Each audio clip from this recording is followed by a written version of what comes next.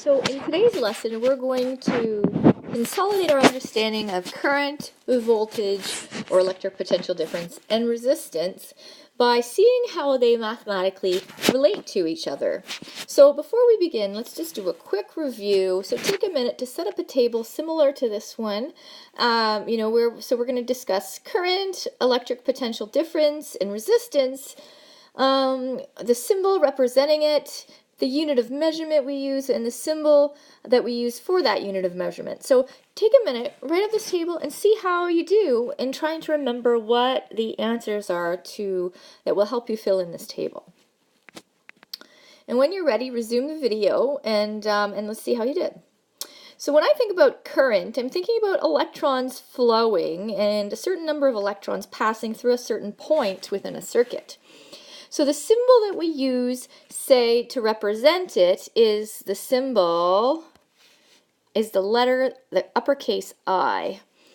But the unit of measurement that we use is the ampere. So let me see if I can spell that in this small amount of space, ampere.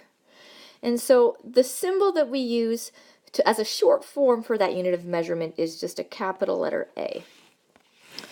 Electric potential difference, most commonly known as voltage, describes the energy of each single electron that it's able to donate within a circuit.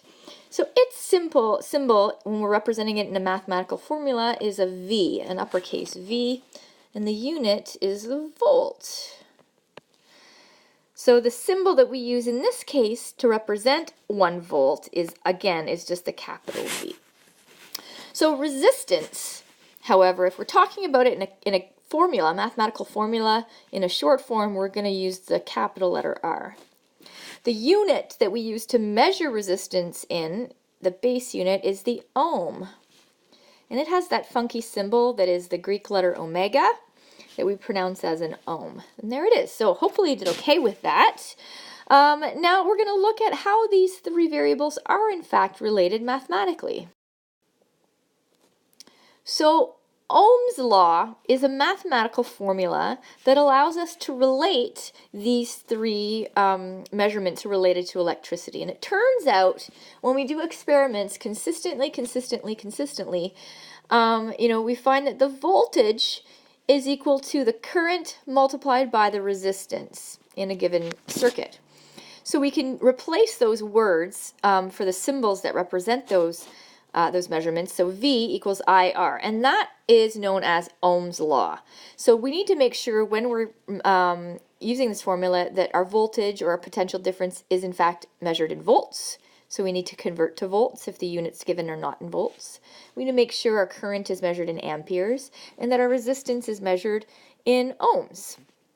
Let's try a few examples to help us work out how to do a word problem involving Ohm's Law. So in this example, we have a toaster oven that has a 24 ohm resistor, a 5 amp of current moving through it when it's on, and I'm asked to find the potential difference across the resistor. So let's remember, we're going to do a modified grass method, right? And so I'm going to write out what my givens are. And my givens are, well, I know that my resistance is that 24 ohms. And I know that in this case, those 5 amps, that represents my current, and the symbol that I use for current is the letter I. So that's 5 amps of current.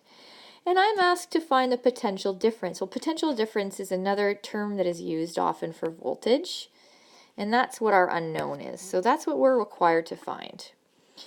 And so how am I going to solve for this? Well, I know that the formula is that voltage is equal to my current times my resistance. And so if I substitute those values in, I'm going to substitute my 5 amperes in and my 24 ohms of resistance.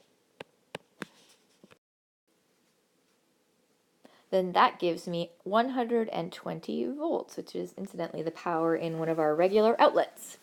So we're going to finish this off with our nice therefore statement. We say, therefore, the potential difference, I'm going to write a short form here, potential difference is 120 volts. And that's it. Now let's look at a second example here. So in this second example, it says that 110 ohm resistor is connected to a power supply set at 12 volts. And I want to know the current. So let's start out by writing out our givens. So in this case, I know that I have a resistance, I have a resistance of 110 ohms.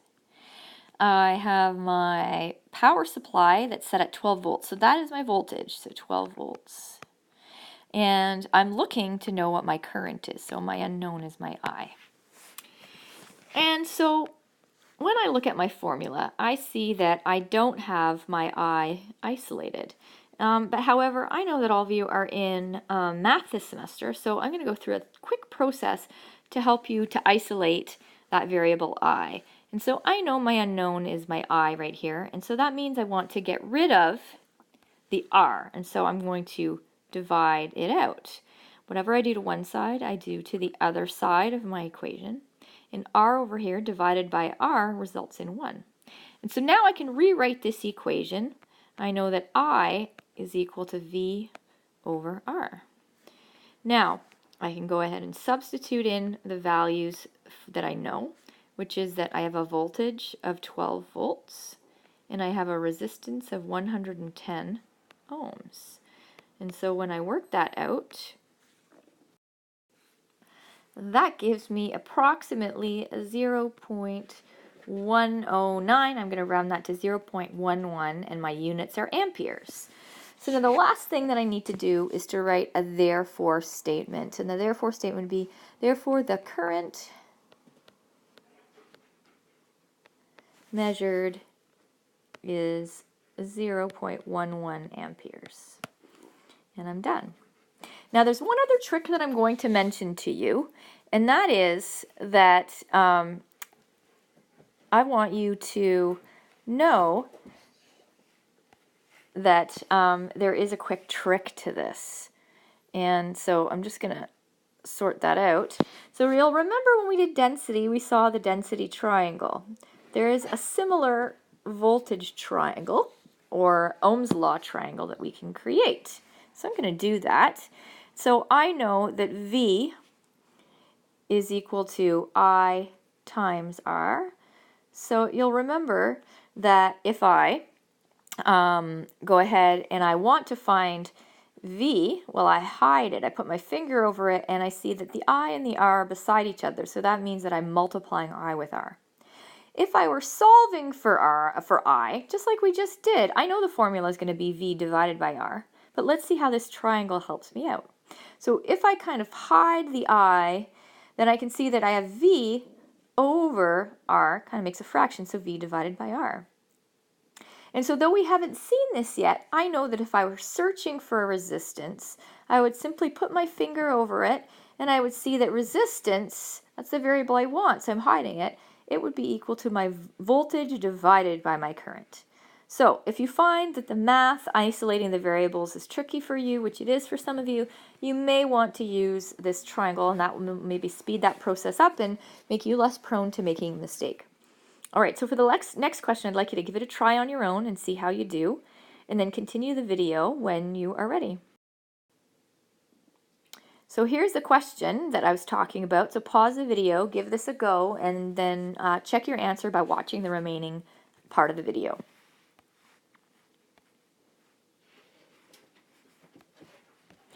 So in this question, I have a load that has 1.2 amps of current flowing through it, and the voltage across it is 6 volts. And in this case, I'm looking for a resistance. So let's write out some givens. I know, I know that my current is 1.2 amperes. I know that my voltage is 6.0 volts. And I know my resistance in this case is my unknown. And so if I know that V is equal to I times R, but if I want to isolate R in this case, which I do, that's my unknown, that's the one I'm looking for, then I need to divide, oops, I'm going to divide by I to get rid of it, divide by I. And so my final formula will be that R is equal to V over I. Subbing in the values that I know 6.0 volts divided by 1.2 amperes. And when I work that out, I get 5. And so I need to remember that this is not just 5 of anything, it's 5 ohms. And so I'm going to include my unit. So therefore, finally my therefore statement, therefore the resistance is 5 ohms, and I'm done. So hopefully you did okay with that. Next, what you should see is a worksheet that I'd like you to work on as well, relating series and parallel circuits and current and voltage. I'm also going to have a second screencast that will help you to make sense of that worksheet.